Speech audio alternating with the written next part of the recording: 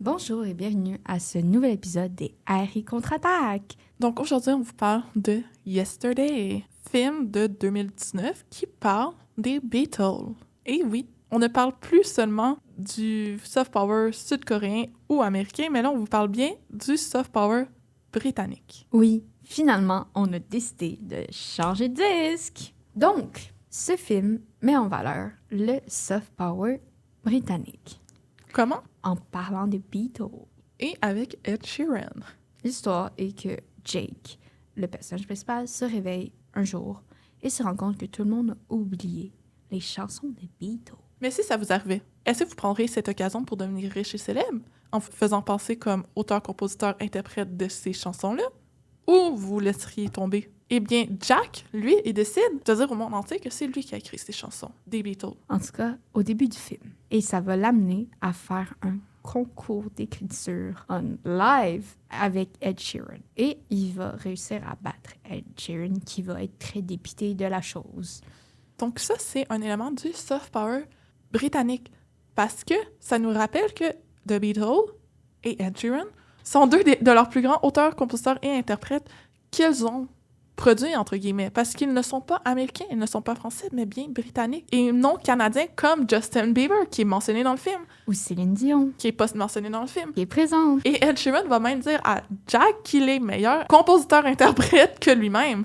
C'est intéressant parce que on présente comme principaux vecteurs du soft power britannique en termes de chansons les Beatles et Ed Sheeran. Ce film cherche à établir et le fait que Ed Sheeran serait l'héritier, en guillemets, des Beatles et la manifestation contemporaine du génie d'auteur-compositeur des Anglais. On peut voir cette interprétation-là quand Jack va interpréter la chanson « Hey June ». Ed va lui demander de la changer pour « Hey Dude » pour la rendre plus contemporaine. Et on voit rapidement que la culture n'est pas une chose statique. C'est quelque chose qui est en constant mouvement et qui évolue avec le temps. L'humain s'inspire du passé. Ce n'est pas pour rien que plusieurs mythes de la mythologie grecque ont été réinterprétés au goût du jour pour mieux correspondre aux valeurs contemporaines. Sur un autre élément lié à ça, les chansons de Ed Sheeran et de Jack/The Beatles sont internationales. Donc, elles font partie d'une culture populaire internationale. Avec un peu de chance, c'est un concept qu'on mentionne dans l'article d'opinion que Laurence et moi avons écrit, qui, on l'espère, va être sorti au moment où vous regardez cette vidéo. On va espérer, prier avec nous, symboliquement à n'importe quelle force cosmique, s'il vous plaît, guys.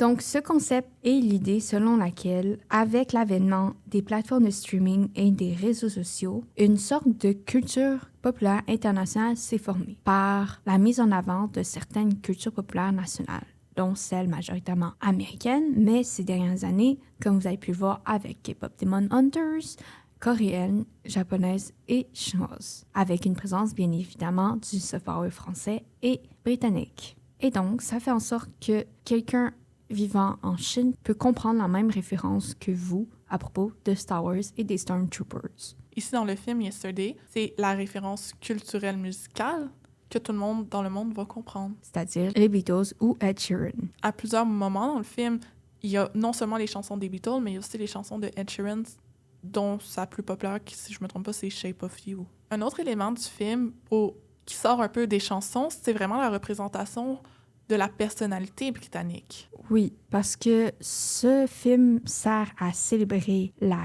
culture musicale anglaise, mais également le fait que les Anglais vont prioriser leurs idéaux par rapport à l'argent, contrairement aux Américains. À titre de rappel, la jambe de Jack, Deborah, est américaine.